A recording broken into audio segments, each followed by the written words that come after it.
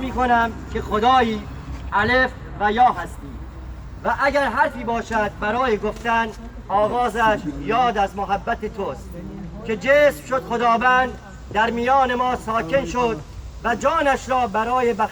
بخشیده شدن گناهان ما بر روی صلیب داد. زجر کشید، شکنجه شد، کشته شد و زنده شد تا ما از نجات یافتگان، فرزندان و وارثین ملکوت خداوند شدیم.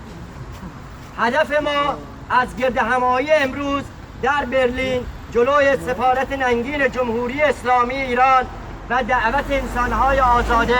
این است که توجه دنیا را نسبت به کارهای وحشیانه و غیر انسانی حکومت اسلامی ایران که انسانهای بیگناه را مورد آزار، شکنجه، زندان و اعدام قرار می‌دهند آگاه سازیم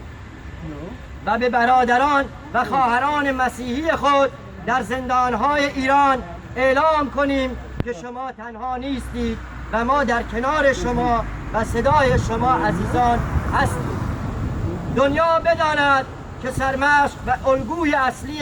گروه‌های داعش و سایر گروه‌های تروریستی بدون شک حکومت اسلامی ایران به رهبری علی خامنه‌ای می باشد.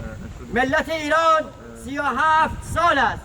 که سخت‌ترین و وحشیانه‌ترین اعمال غیر انسانی و ضد بشری را تحت لوای پرچم الله، حکومت الله لمس می‌کند.